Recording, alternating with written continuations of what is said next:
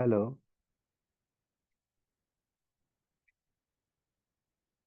Hello. ठीक है sir. Okay. चलो, कंजंक्शन के बारे में हम लोग बात कर रहे थे। और कंजंक्शन को लेकर के जो क्वेश्चन हम लोगों से पूछा जाएगा, उसे सॉल्व करने के लिए हम लोगों ने कल कुछ रूल्स को डिस्कस किया हुआ था। देखो, पेयर कंजंक्शन के बारे में मैंने आपको बताया था कि कौन कौन से वर्ड के साथ उसका कौन सा कंजंक्शन फिक्स है। तो हम लोगों ने आइदर के साथ और, नाइदर के साथ नॉर, नॉट ओनली के साथ बट ऑल्सो, इसी तरह से सेंटेंस के स्टार्टिंग में हार्डली स्कैर्सली आ जाए तो कंजंक्शन उसके साथ कौन सा आएगा, वो हम लोगों ने बात की थी। नो सुनर के साथ कौन सा कंजंक्शन होगा, उसके बारे में बात किया हुआ था। तो इस तरह से हम लोगों ने पेयर कंजंक्शन के बारे में ये देखा। और इसके साथ ही साथ मैंने आपको ये बताया हुआ था कि यदि सेंटेंस में बोथ या फिर बिटवीन जैसा वर्ड यूज हुआ हो और इनके लिए आगे कंजंक्शन दे दिया गया हो, तो हम उस कंजंक्शन को चेक कर लेंगे कि एंड ही होना चाहिए, तो नो एरर। लेकिन जब एरर देना होगा तो एंड की जगह पर आप देखोगे एज वेल एज दिया रहेगा, जिससे ये क्लियर हो जाएगा कि सेंटेंस में एरर यहाँ बनेगा। तो इस तरह से ये आपका एरर फाइंड आउट करना इसी हो जाएगा। चलिए, अब हम लोग यहाँ पे अगर बात करें एक और वर्ड के बारे में, तो आप देखेंगे कि sentence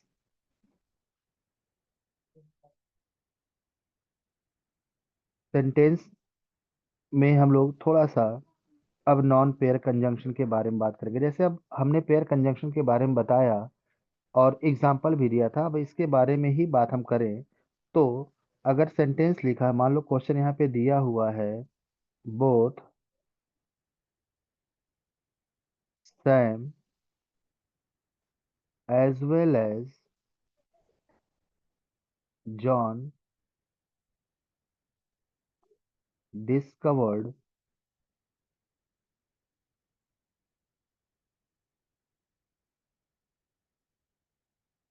a new island in the world.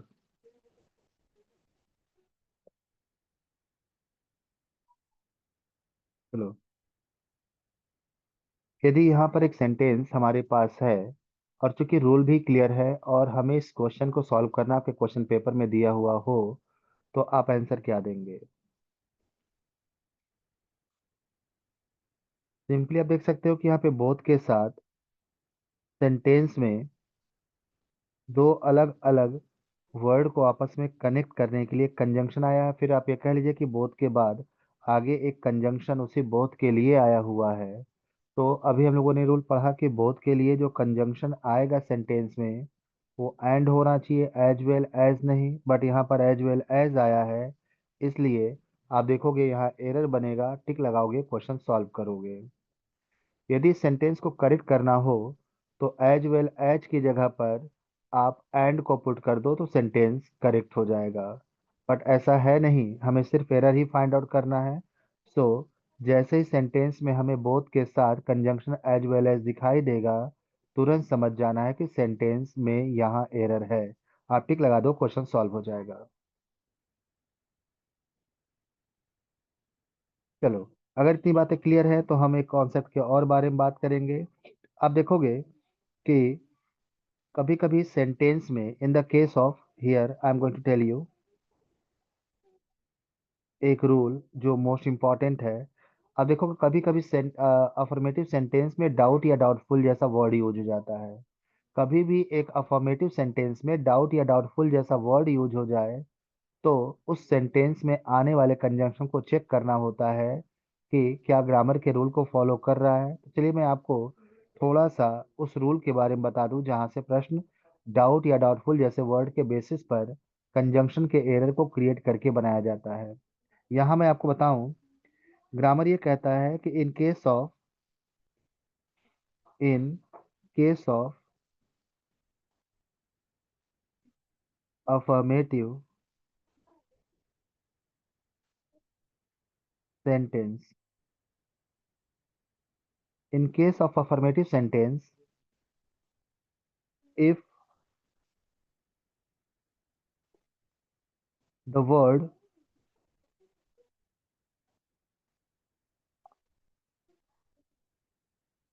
like doubt or doubtful comes, so in the sentence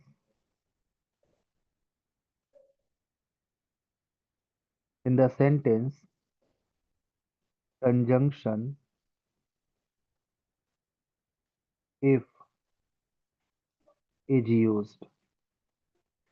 तो कहने का मतलब ये हुआ कि यदि सेंटेंस अफर्मेटिव है, इसको एक डायग्राम के वे में अगर समझें, यदि सेंटेंस अफर्मेटिव है और अफर्मेटिव सेंटेंस में डाउट या डाउटफुल जैसा वर्ड यूज हुआ हो, तो कभी भी अफर्मेटिव सेंटेंस में डाउट या डाउटफुल जैसा वर्ड आ गया तो उस सेंटेंस में यदि कंजंक्शन का यूज हुआ होगा तो आप चेक कर लेना कि वो कंजंक्शन इफ होना चाहिए, दैट नहीं। क्योंकि जब एरर ऐसे सेंटेंस में कंजंक्शन को लेकर के बनेगा तो इफ ना दे करके सेंटेंस में कंजंक्शन दैट का यूज कर देगा। और यदि ऐसा हुआ तो फिक्स है कि सेंटेंस में आप जिस पार्ट में दैट मिलेगा वहां टिक लगाना, क्वेश्चन सॉल्व हो जाएगा। चलो, अगर ये बातें क्लियर हो गई तो एक क्वेश्चन हम लोग यहाँ पर देखेंगे, और उससे भी पहले एक बार फिर से समझ लेने की जरूरत है। In the case of affirmative sentence, sentence अगर अफर्मेटिव है and the word like doubt और doubtful is used, so in that particular sentence conjunction if is used, not that। तो सेंटेंस में कंजंक्शन जब भी दिखाई देगा तो आप चेक करना, इफ होगा तो नो एरर, दैट देकर एरर बनाया जाएगा। तो एक यहाँ हम लोग एग्जाम्पल की बात करें तो आप यहाँ पे देखेंगे सेंटेंस यहाँ पे लिखा रहेगा। सर, एफर्मेटिव सेंटेंस का मीनिंग क्या था? अफर्मेटिव सेंटेंस मीन्स होता है sentence which starts with noun और प्रोनाउन, ओके। हम्म। अगर कोई सेंटेंस, अब देखो, अगर कोई सेंटेंस नाउन या प्रोनाउन से स्टार्ट कर रहा हो, वर्ब से होते हुए सेंटेंस जाकर फुल स्टॉप पर एंड कर जाए, ऐसे सेंटेंस में कोई भी निगेटिव वर्ड ना दिया हो। निगेटिव वर्ड के बारे में मैंने बताया था, निगेटिव वर्ड आप देखोगे, निगेटिव वर्ड्स का मीन हो गया no, not, never, little, few, hardly, scarcely, barely, rarely, until, unless. ये जितने भी वर्ड आप देख रहे हो ये सभी के सभी निगेटिव वर्ड हैं। अगर इस तरह के वर्ड सेंटेंस में यूज हो जाए तो सेंटेंस निगेटिव हो जाते हैं। लेकिन अगर इस तरह के वर्ड सेंटेंस में यूज नहीं हुए हैं और सेंटेंस की स्टार्टिंग नाउन या प्रोनाउन प्लस वर्ब से होते हुए आगे बढ़कर फुल स्टॉप पर एंड कर गया तो ऐसे सेंटेंस को अफर्मेटिव सेंटेंस कहा जाता है। जैसे मान लो मैंने सेंटेंस लिखा, शी वर्क्स हार्ड, सॉरी, यहाँ पे मैंने सेंटेंस लिखा, she works hard for her better future, better future. तो आप देखोगे सेंटेंस की स्टार्टिंग प्रोनाउन प्लस वर्ब से हुआ है और इस सेंटेंस में कोई भी निगेटिव वर्ड यूज नहीं किया गया है, तो ऐसे सेंटेंस को ही हम अफर्मेटिव सेंटेंस कहते हैं। और यदि अफर्मेटिव सेंटेंस में डाउट या डाउटफुल जैसा वर्ड यूज हुआ हो और उस सेंटेंस में कंजंक्शन भी दिया गया हो तो हमारा काम है चेक करने का।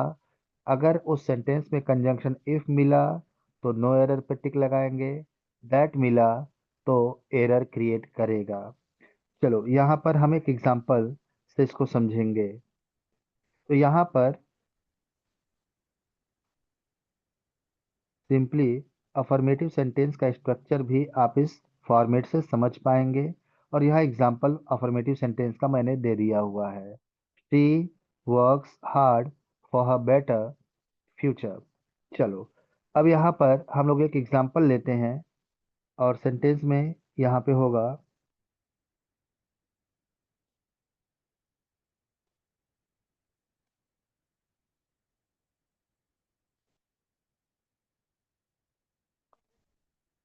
सेंटेंस होगा she doubts if I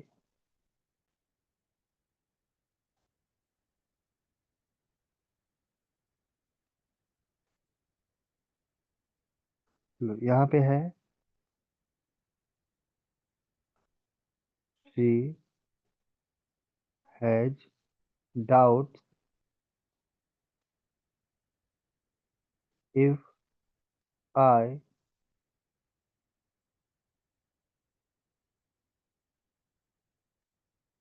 return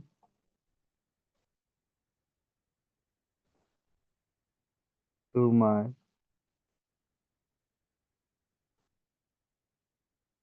house. अब देखो सेंटेंस है she has doubt if I return to my house.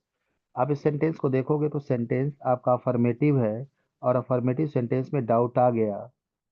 अगर ये सिचुएशन बने कि एक अफर्मेटिव सेंटेंस में डाउट या डाउटफुल जैसा वर्ड आ गया, तो हम ये देखने की कोशिश करेंगे कि क्या सेंटेंस में आगे कंजंक्शन भी दिया हुआ है। यदि आगे कंजंक्शन मिला तो अपना काम सिर्फ चेक करना है।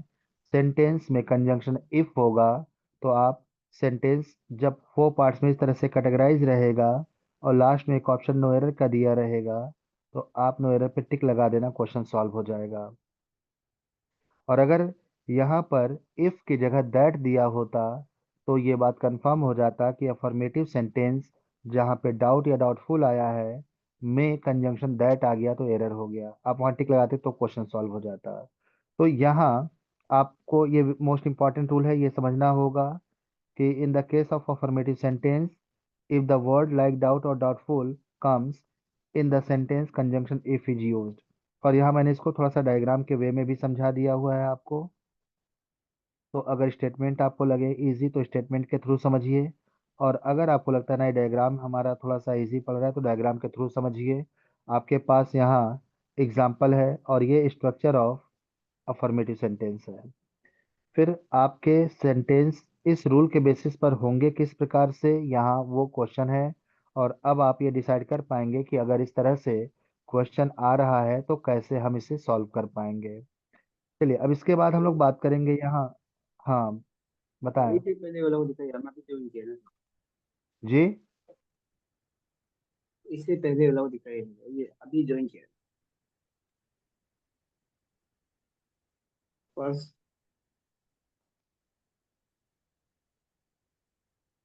यहाँ से स्टार्ट। ये यहाँ पे कोई सर डाउट इट है? Will start from here. Sir यहाँ से स्टार्ट लेके आया, उस अभी ज्वाइन किया। ये जी सर। इसके पहले पेज है क्या? पहला वाला पेज। नहीं नहीं, ये ओके। पेज है। ओ। देखो यहाँ पे अब चूंकि थोड़ा सा साउंड आपका क्लियर नहीं हो पा रहा हमको, यहाँ पे आप देखोगे यहाँ पे मैंने ये रूल समझाया हुआ है और रूल के साथ साथ ये डायग्राम है कि अफर्मेटिव सेंटेंस में डाउट या डाउटफुल जैसा वर्ड यूज हो जाए तो उस सेंटेंस में जब भी कंजंक्शन आएगा तो इफ आएगा, दैट आएगा तो एरर क्रिएट करेगा।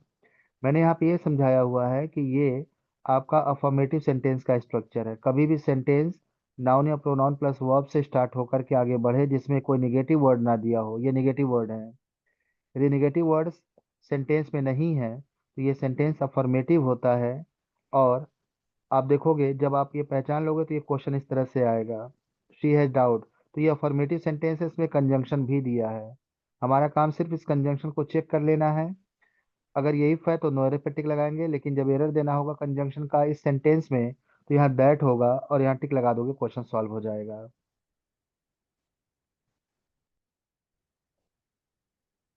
चलिए, अगर ये क्लियर हो गया तो हम लोग इसी के बेस पर एक और कंडीशन बनता है, उस कंडीशन पे बात करेंगे।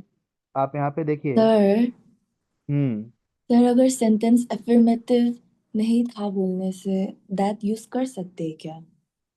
यहाँ पर हाँ। नहीं, इस कंडीशन में अगर दैट यहाँ यूज होगा तो वो एरर क्रिएट करेगा ना। नो सर, अगर सेंटेंस जो अफर्मेटिव नहीं था बोलने से। हाँ, वही मैं बताने जा रहा हूँ कि अगर सेंटेंस अफर्मेटिव नहीं होता तो क्या होता है ना। तो उसको थोड़ा सा हम लोग देखेंगे कि अगर यहाँ पे अब मान लो कि ये सेंटेंस अफर्मेटिव नहीं है, in the case of interrogative और निगेटिव सेंटेंस। यहाँ देखो, condition number second, condition number second, और कंडीशन नंबर सेकेंड में हमें ये जानना है, in the case of, in the case of interrogative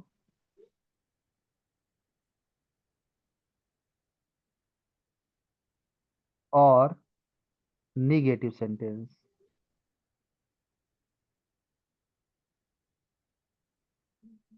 अगर सेंटेंस इंटरोगेटिव होता या निगेटिव होता तो इस कंडीशन में क्या रूल बनता। मैं उससे पहले आपको ये बता दूं कि आप इंटरोगेटिव सेंटेंस है या सेंटेंस निगेटिव है कैसे आइडेंटिफाई करोगे। क्या मैं बता दूं ये बेस, या फिर आप जानते हो ऑलरेडी।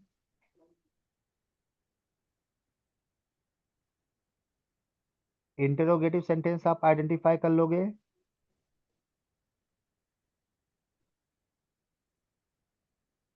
सर इंटरोगेटिव क्वेश्चन या वाला है क्या सेंटेंस? या क्वेश्चन वाला है। आपको मैं बताऊं, चलो थोड़ा सा समझ लेते हैं, क्योंकि यहाँ एक स्ट्रक्चर क्या होगा इंटरोगेटिव सेंटेंस का, तो थोड़ा सा बेस को समझते हुए चलने की जरूरत है। मैं आपको स्ट्रक्चर ऑफ इंटरोगेटिव सेंटेंस के बारे में बताऊं। इंटरोगेटिव सेंटेंस, आप समझिए, कभी भी सेंटेंस की स्टार्टिंग हेल्पिंग वर्ब से हो जाए, नाउन या प्रोनाउन से होता हुआ सेंटेंस आगे बढ़े और एंडिंग क्वेश्चन मार्क पर हो, तो ऐसे सेंटेंस इंटरोगेटिव सेंटेंस होते हैं।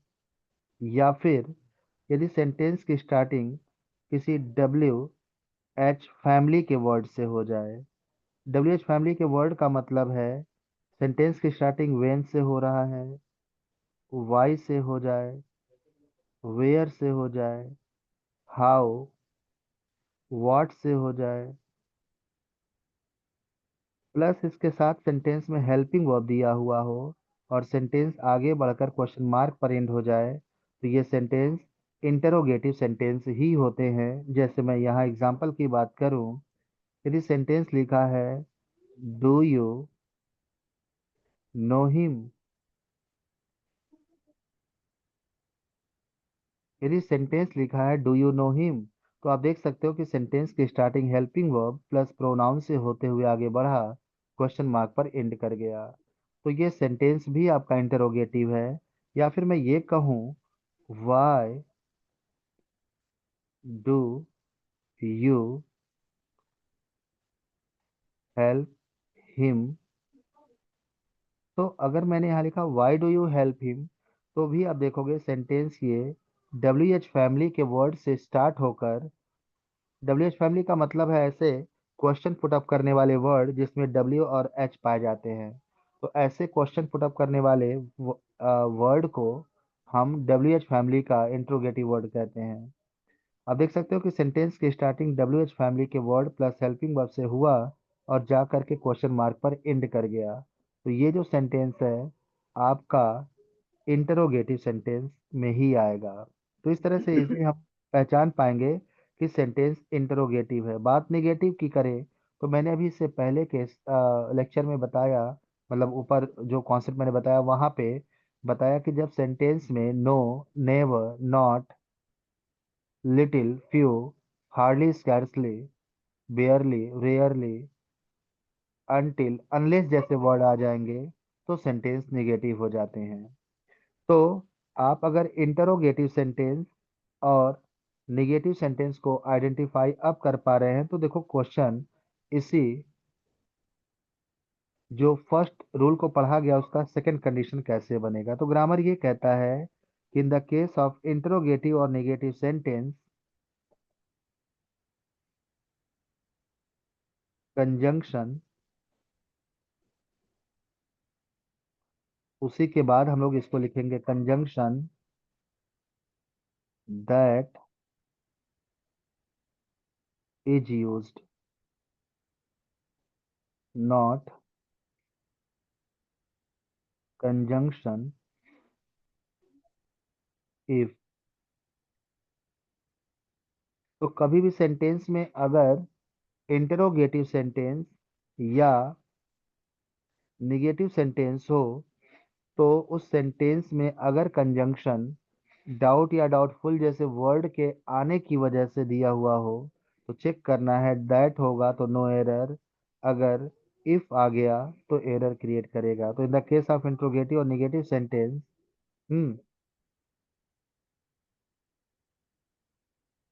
वर्ड डाउट और डाउटफुल, वर्ड डाउट और डाउटफुल के होने पर क्या होगा। तो इसको हम लोग एक चाहें तो इस तरह से थोड़ा डायग्रामेटिक वे में इसको बात कर सकते हैं।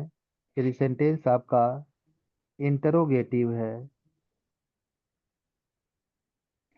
इंटरोगेटिव या फिर नेगेटिव है, इंटरोगेटिव या नेगेटिव है, तो आप समझो ऐसे सेंटेंस में यदि डाउट या डाउटफुल वर्ड यूज हुआ है, डाउट या डाउटफुल, तो ऐसे सेंटेंस में जब भी कंजंक्शन आएगा तो आप चेक करना वो कंजंक्शन दैट होना चाहिए। यदि ऐसे सेंटेंस का कंजंक्शन इफ हो गया तो एरर क्रिएट करेगा। चलो एक एग्जांपल से समझते हैं।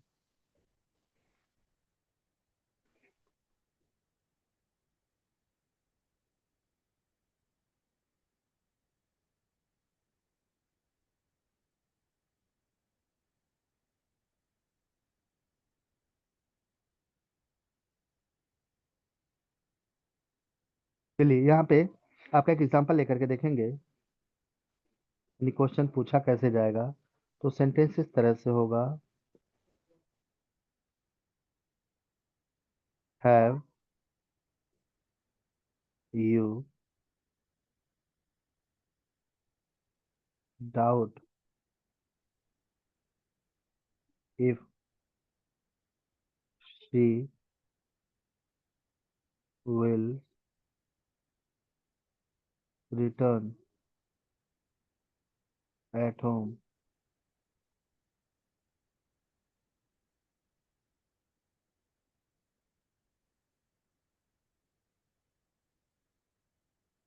चलो आपके पास देखो स्टेटमेंट भी है और स्टेटमेंट के साथ साथ आपके पास रूल भी है।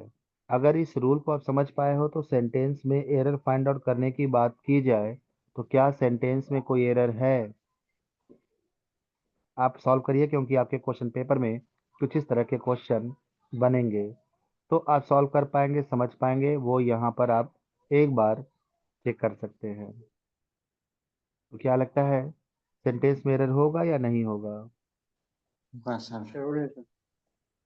हाँ, अब देखोगे यहाँ पे सेंटेंस, पहली बात तो समझ लेना का है कि इंटरोगेटिव सेंटेंस है, डाउटफुल डाउट वर्ड आया है। तो अगर ऐसे सेंटेंस में कंजंक्शन आएगा तो आप देख सकते हो यहाँ कंजंक्शन आया है तो रूल के अकॉर्डिंग तो दैट आना चाहिए, बट इफ आ गया एरर यहाँ बन गया, हम टिक लगा देंगे, क्वेश्चन सॉल्व हो जाएगा।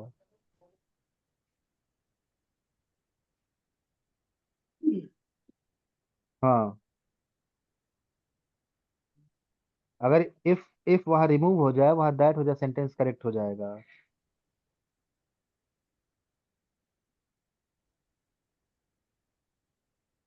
क्लियर है इतना? क्रिस्टल। चलो, अगर क्लियर है तो ये एक इम्पॉर्टेंट रूल है। आपको कभी भी सेंटेंस में डाउट या डाउटफुल मिल जाए और कंजंक्शन के साथ, तो आप पहले ये देखना कि जिस सेंटेंस में डाउट या डाउटफुल आया है वो अफर्मेटिव के कैटेगरी में आ रहा है या इंटरोगेटिव या निगेटिव के। अफर्मेटिव के कैटेगरी में आएगा तो चेक करना कंजंक्शन इफ होना चाहिए।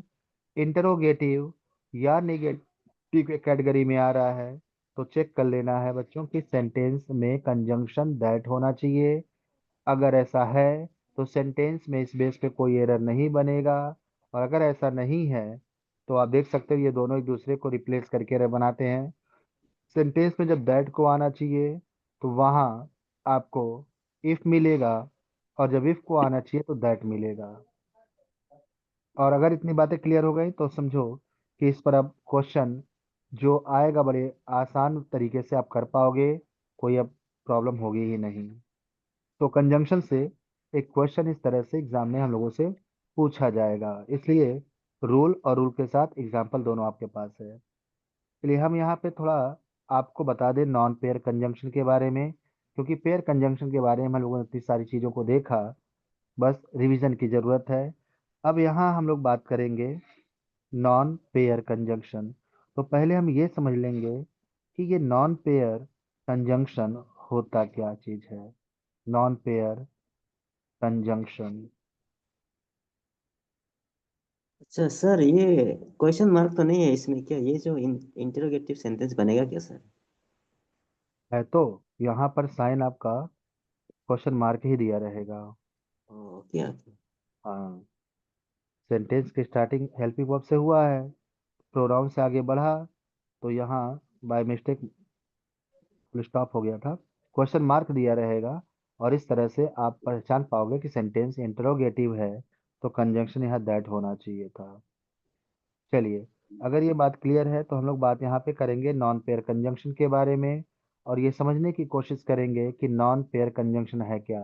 तो नॉन पेयर कंजंक्शन का मतलब होता है दो अलग अलग ऐसे कंजंक्शन के वर्ड या एक एडवर्ब या कोई दूसरा भी वर्ड हो सकता है के साथ कौन सा कंजंक्शन नहीं आ सकता। तो ऐसे कुछ वर्ड जिनके साथ कंजंक्शन को नहीं आना है का रूल ग्रामर ने बना रखा है, वो दोनों शब्द एक दूसरे के नॉन पेयर कंजंक्शन कहलाते हैं।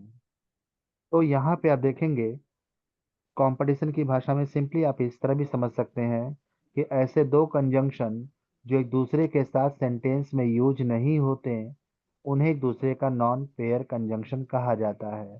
तो यहाँ मैं आपको बताऊं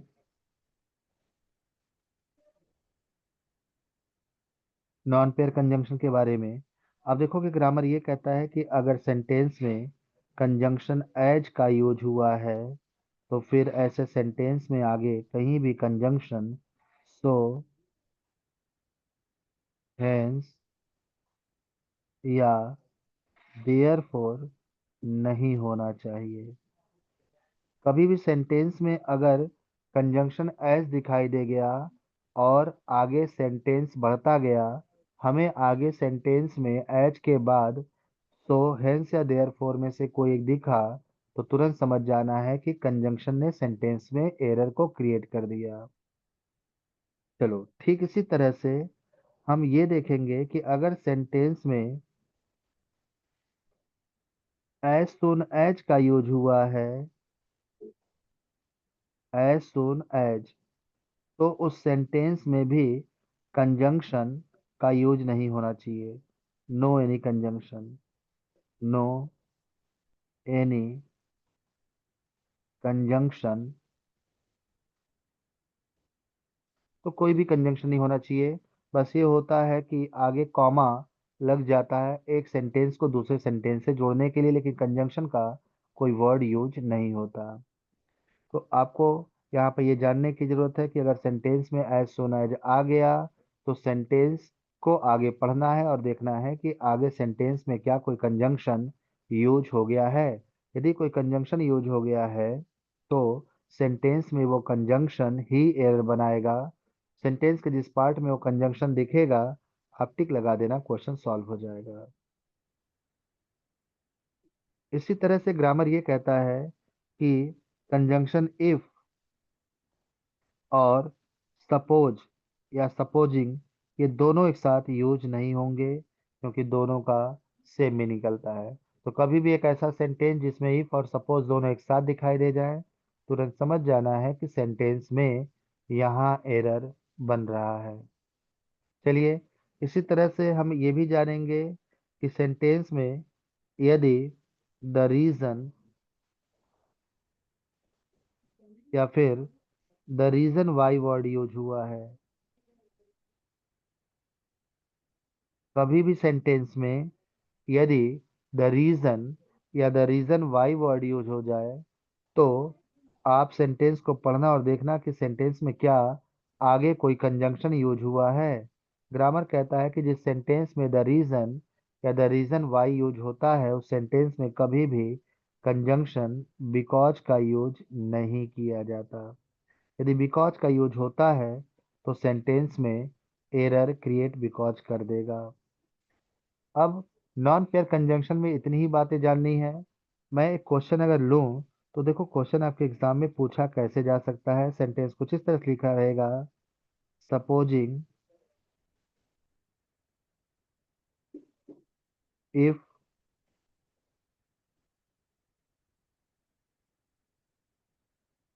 supposing if she fails, supposing if she fails what will she do.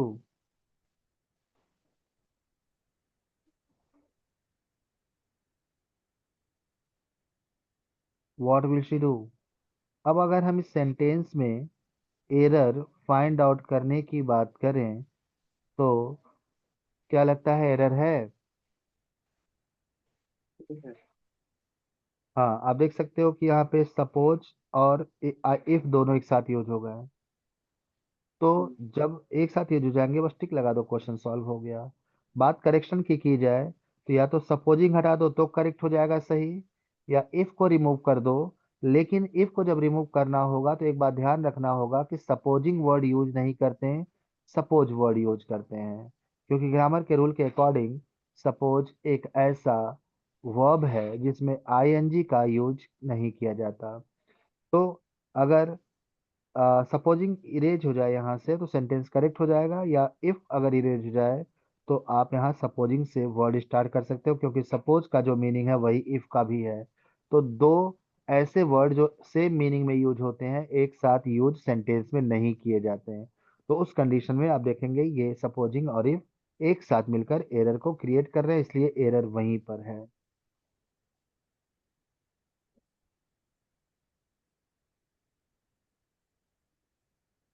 अभी एक एग्जांपल और हम ले लें। आप देखें,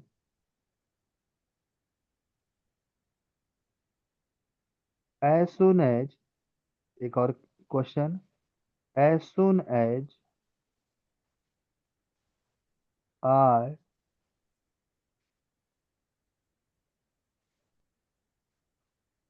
made a call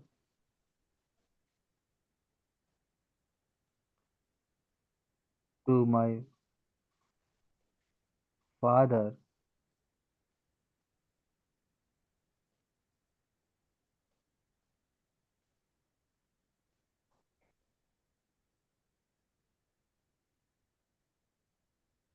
then he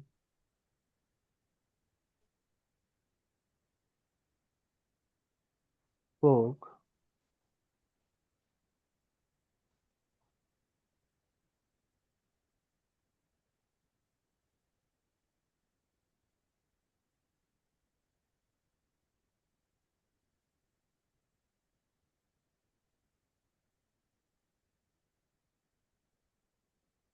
instantly on the phone.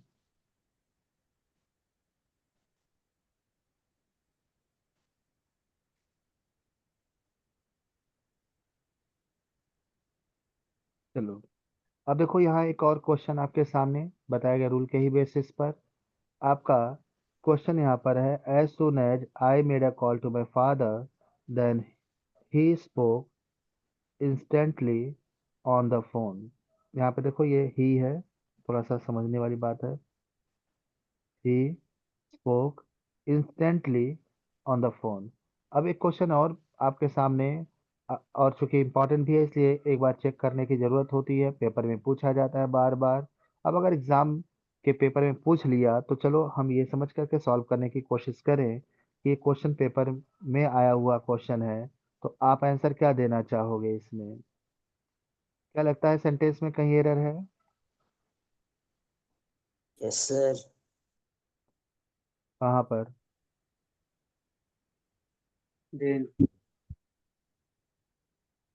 चलो बिल्कुल सही है, देन को लेकर आप देख सकते हो कि सेंटेंस में हमें एक कीवर्ड मिल चुका है, एज सुन एज। अब जब एज सुन एज मिल चुका है तो ये बात कंफर्म हो जाएगा कि सेंटेंस को आगे पढ़ना है हमें। और अगर सेंटेंस में आगे कहीं भी हमें एक कोई कंजंक्शन दिखाई दे गया तो समझ जाना है एरर बनेगा वहां पर, क्योंकि एज सुन एज वाले सेंटेंस में हम कंजंक्शन को यूज नहीं करते बल्कि उसकी जगह पे कॉमा का यूज होता है। लेकिन यहाँ पे देन का यूज हुआ है, एरर इसीलिए देन जैसे कंजंक्शन को लेकर बनेगा, टिक लगाना है, क्वेश्चन सॉल्व कर देना है। तो हम लोगों ने जितने भी कंजंक्शन से रूल को पढ़ा, कंजंक्शन के एरर को फाइंड आउट करने को लेकर के, वो आपका कंप्लीट हो गया। इससे बाहर क्वेश्चन नहीं बनते। बस जरूरत इस बात की है कि जितने भी रूल्स हम लोगों ने कंजंक्शन में डिस्कस किए हुए हैं उसे रिवीजन करना है।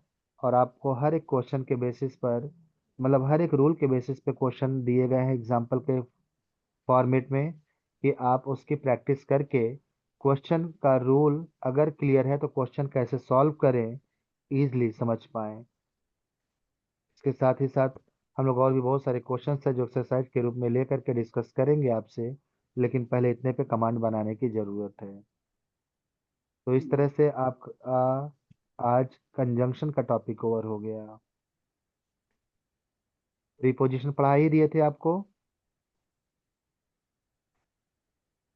आर्टिकल भी आपने पढ़ लिया हुआ है।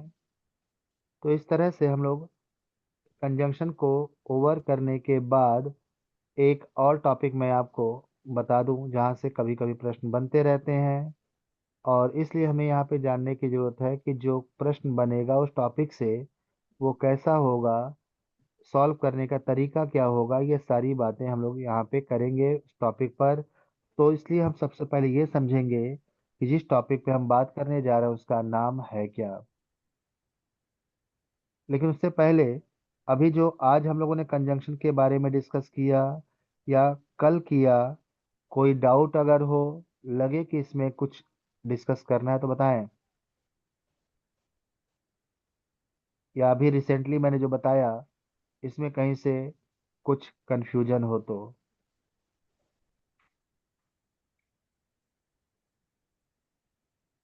No confusion, sir. No, sir, all no good. Confusion. चलो, तो आप देखो, अगर कंफ्यूजन नहीं है तो बस रिवाइज रिवाइज करने की जरूरत है, इससे बाहर क्वेश्चन ग्रामर के पूछे बनते ही नहीं है इस टॉपिक से। चलिए, तो अब अगर यहाँ कंफ्यूजन नहीं है तो मैं आपको एक नेक्स्ट टॉपिक पर ले चलूँ, और अगला टॉपिक हम लोगों का जहाँ से क्वेश्चन बनते ही हैं लेकिन काफ़ी इजी भी है। मैं आपको बताऊं कि हम लोग इसके बाद बात करेंगे क्वेश्चन टैग के बारे में, हमारा अगला टॉपिक है, next topic.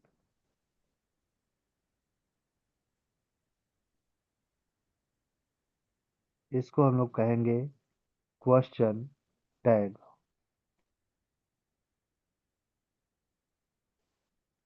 Question tag. So what is question tag? Question tag is a type of sort of question and it is a part of the given sentence. So यहाँ पे मैं बताऊं,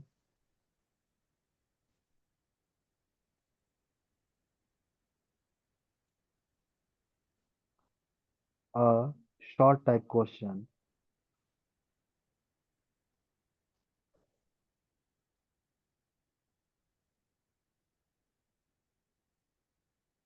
A short type question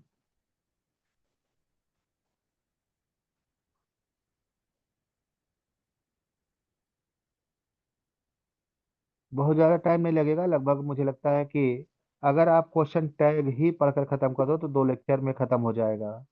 और अगर आपको लगता है कि हमें वॉइस और नरेशन भी पढ़ना चाहिए, क्योंकि क्वेश्चन पूछ सकता है, तो आप चाहें तो वॉइस नरेशन पढ़ सकते हैं। तो आप 2 लेक्चर, दो हर एक टॉपिक से 2 2 लेक्चर, मतलब 6 7 लेक्चर मान के चलो कि उसमें आपका खत्म हो जाएगा। देखो, मैंने पहले भी बताया था कि जब हम बात करते हैं इंग्लिश की, तो 3 सेक्शन होते हैं, जिसमें से ग्रामर आपका सेक्शन चल ही रहा है। बीच बीच में मैंने थोड़ा वोकैब्स के बारे में बात की थी। थोड़ा आपका कॉम्प्रहेंशन वाला सेक्शन भी हो जाता है, तो उस पर भी आप चाहो तो बात कर सकते हो। लेकिन आगे चल करके नरेशन, और नरेशन के साथ ही साथ हम लोग वॉइस के बारे में बात कर लेंगे, जो कि 2 2 3 3 लेक्चर का टॉपिक है वो। और फिर आपका टॉपिक कंप्लीटली हो जाएगा। तो बहुत ज़्यादा कुछ बचा नहीं है। आपका क्वेश्चन टैग है, ये 2 लेक्चर में ख़त्म हो जाएंगे। और फिर आपका अगला टॉपिक आएगा, आप वॉइस पढ़ लेना और नरेशन पढ़ लेना, फिर आपका टॉपिक खत्म हो जाएगा। वर्ड पावर की बात जहाँ तक की जाए, तो वर्ड पावर के लिए आप कहना तो अलग से उसको देखा जाएगा फिर, जैसा होगा। लेकिन पहले ये ग्रामर के सेक्शन को खत्म कर लिया जाए, फिर आगे देखा जाता है। तो देखो यहाँ पे अ शॉर्ट टाइप क्वेश्चन है, a short type question which is a part of sentence.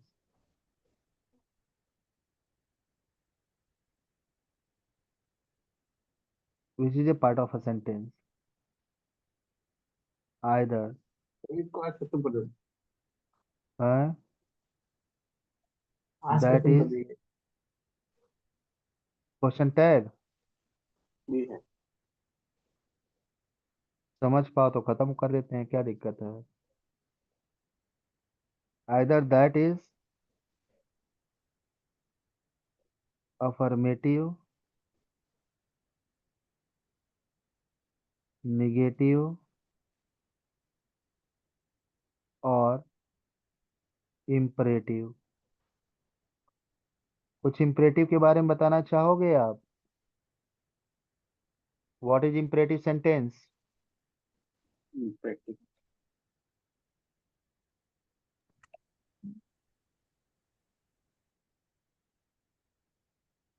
Affirmative negative तो मैंने ऑलरेडी बता दिया। इम्परेटिव, अब देखो, जो ये क्वेश्चन टैग होता है, ये किसी अफर्मेटिव, निगेटिव या इम्परेटिव सेंटेंस का एक पार्ट होता है, और एक शॉर्ट टाइप के क्वेश्चन के रूप में इसे रिप्रेजेंट किया जाता है।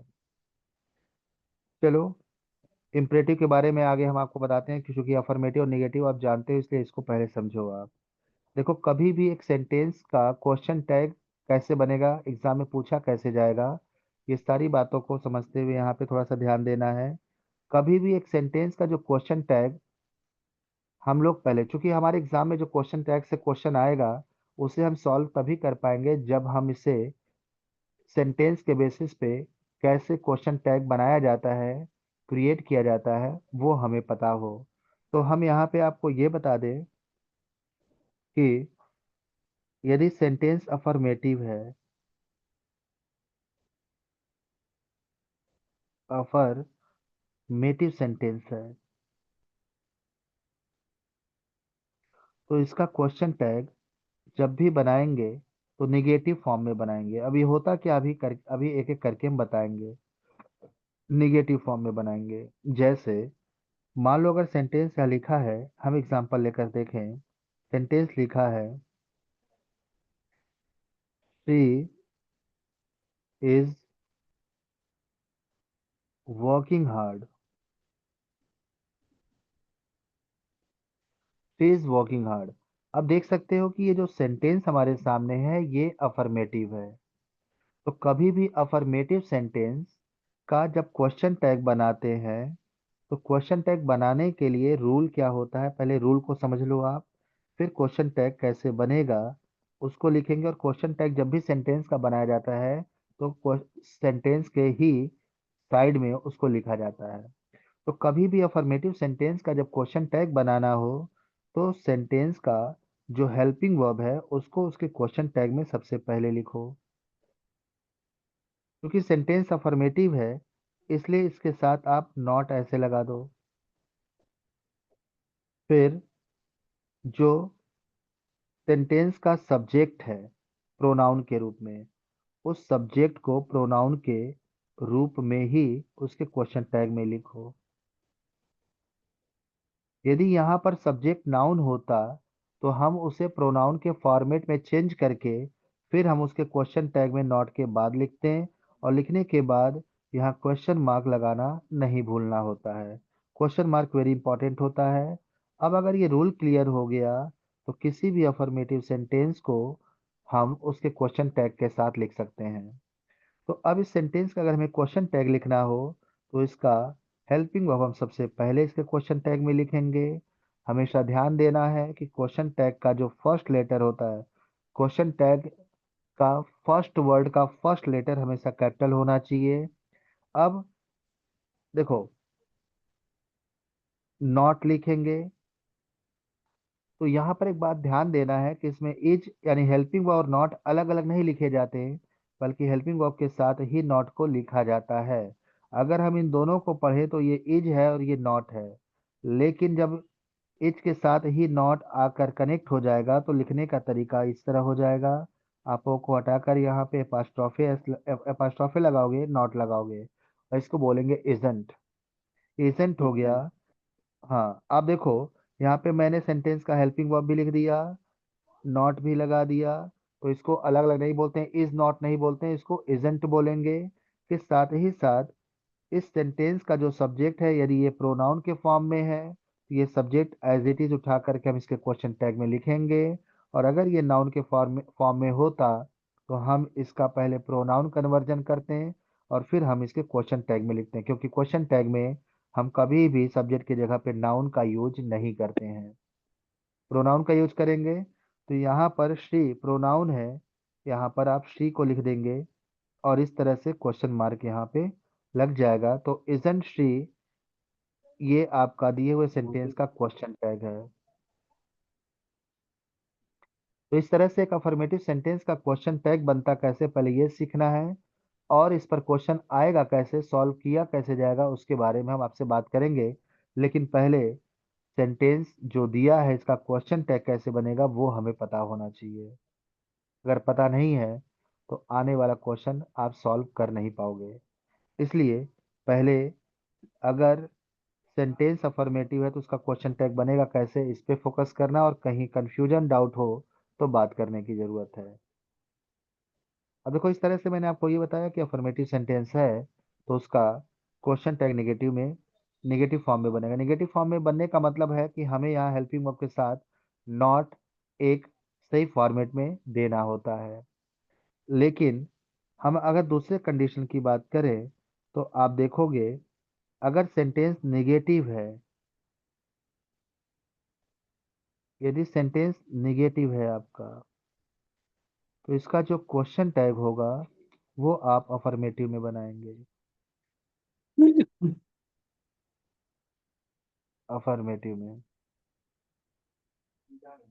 ठीक है सर, बंद कर देंगे। अफर्मेटिव में है। अब आप देखो, अफर्मेटिव में है इसका मतलब यह है रूल यही फॉलो होगा यहाँ भी। बस अफर्मेटिव में क्वेश्चन टैग बनाने का मीन होता है कि नॉट को रिमूव कर देना। जैसे अब देखो यहाँ सेंटेंस अगर इस तरह से लिखा हुआ है, हम एग्जांपल लें।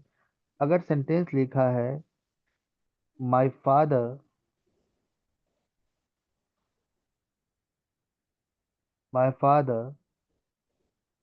Does not scold me, my father does not scold मी। अब देखो सेंटेंस आपका नेगेटिव हो गया क्योंकि नॉट आया है।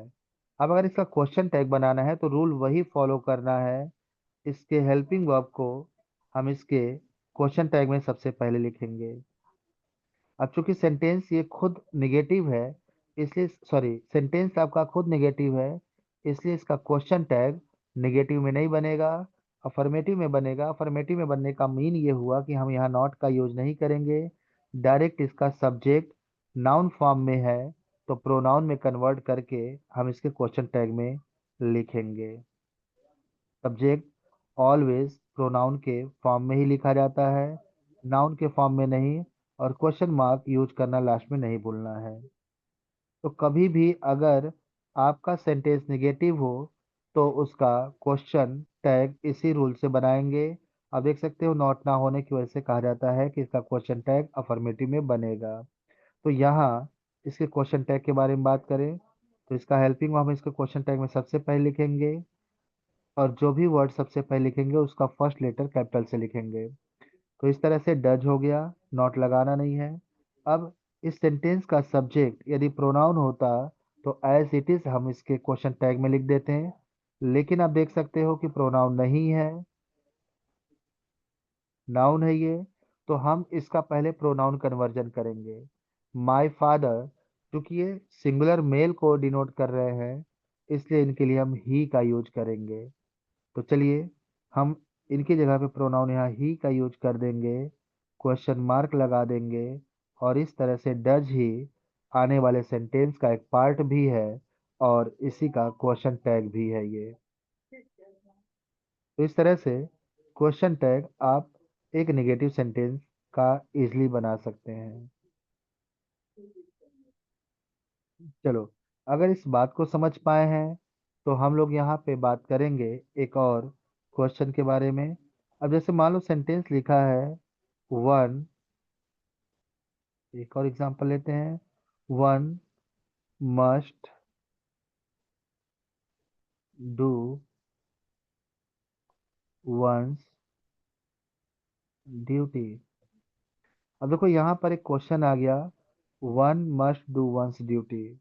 अब अगर इसका क्वेश्चन टैग बनाना हो तो मैं आपको बताऊं कि वन एक प्रोनाउन ही है, तो इसका जब क्वेश्चन टैग बनाएंगे तो यहाँ पर आपका मस्ट में ही नॉट लग जाएगा, चूंकि सेंटेंस आपका अफर्मेटिव है इसलिए इसका क्वेश्चन टैग में नॉट हेल्पिंग वर्ब के साथ मिलेगा, और यहाँ वन है हम वो लिखकर क्वेश्चन मार्क लगा देना है। और इस तरह से मस्टंट वन ये आपका इस दिए गए सेंटेंस का क्वेश्चन टैग हो गया। मतलब कहने का ये है कि अगर यहाँ सब्जेक्ट वन है तो यहाँ वन लिखो, अगर यहाँ पे सब्जेक्ट आपका दिस या दैट है, एक मिनट,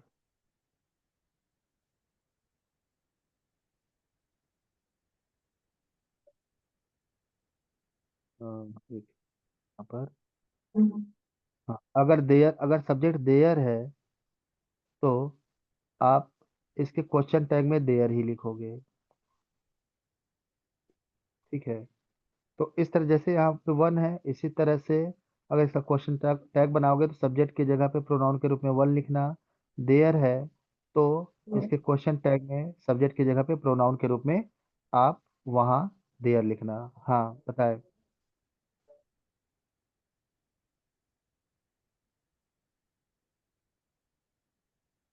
कोई डाउट? No, sir. चलो देयर वाले पे एग्जांपल मैं दे दूं आपको, ताकि चूंकि इस पे क्वेश्चन बनते रहते हैं इसलिए हमें यहाँ पे डाउट अगर हो तो एग्जांपल से हम उसे क्लियर कर पाए। जैसे आप देखोगे सेंटेंस एक और आएगा, there is, there is a big house.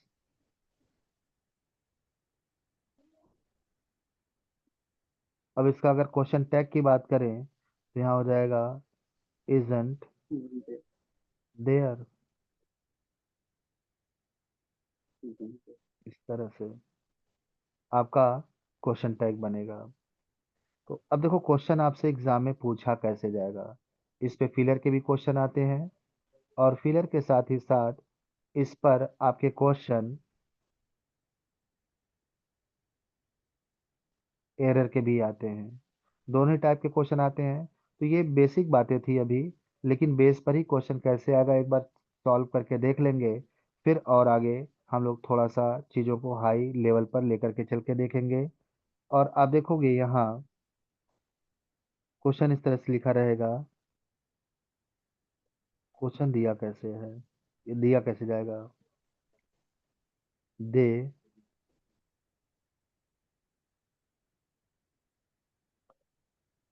Have not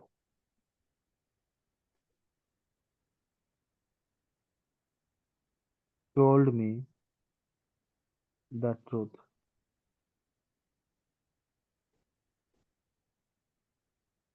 They have not told me the truth. अब आप देखोगे इस तरह से सेंटेंस दिया हुआ है और यहाँ पे लिखा रहेगा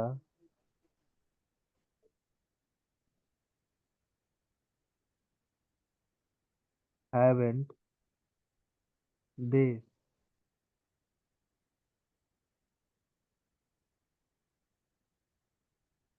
और लास्ट में एक ऑप्शन नो एरर का दिया हुआ रहेगा।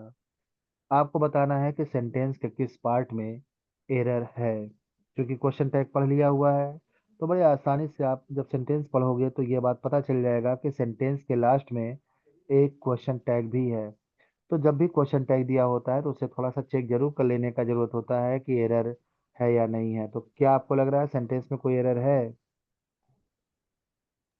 Yes, sir. कहाँ पर? नहीं है। They haven't already negative में है तो sir they have not told me. बिल्कुल। आप देखो सेंटेंस ऑलरेडी नेगेटिव में है तो जब सेंटेंस ऑलरेडी नेगेटिव में होगा तो क्वेश्चन टैग तो पॉजिटिव होना चाहिए था। पॉजिटिव मीन्स अफर्मेटिव में, बट यहाँ भी क्वेश्चन टैग नेगेटिव में आ गया तो एरर तो होगा। सेंटेंस अफर्मेटिव तो question tag negative, sentence negative तो क्वेश्चन टैग अफर्मेटिव में होना चाहिए। अफर्मेटिव सेंटेंस का क्वेश्चन टैग अफर्मेटिव नहीं होता, नेगेटिव सेंटेंस का क्वेश्चन टैग नेगेटिव नहीं होता। तो जब सेंटेंस ऑलरेडी नेगेटिव है तो इसका क्वेश्चन टैग नेगेटिव में नहीं होना चाहिए था बट है, इसलिए यहाँ पे एरर बनेगा। टिक लगाएंगे, क्वेश्चन सॉल्व करेंगे। ओके, चलो यहाँ पे देखो। हाँ, इस तरह से आपसे क्वेश्चन पूछेगा। मैं एक फिलर का भी क्वेश्चन मैं यहाँ पे सॉल्व करा दूं ताकि कहीं कंफ्यूजन वाली बात ना रहे। अब देखो फिलर का क्वेश्चन कैसे बनेगा। सेंटेंस यहाँ पे लिखा रहेगा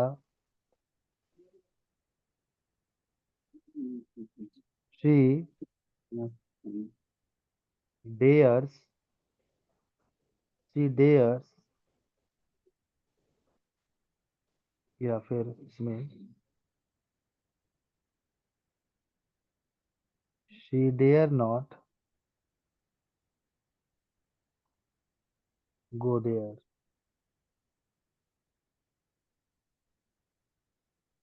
डेयर कर दो। चलो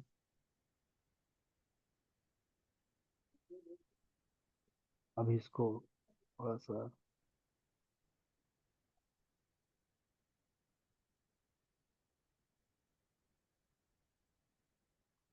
she works hard in the day. यहाँ पर यहाँ पे दिया रहेगा। अब देखो यहाँ पे वहां पे फिल क्या करना है इसका ऑप्शन भी दिया रहेगा, ऑप्शन भी दिया रहेगा यहाँ पे। अब देखो यहाँ पे ऑप्शन नंबर ए में, ऑप्शन नंबर ए में दिया रहेगा, है ना, didn't she be doesn't she. D में दिया रहेगा आपका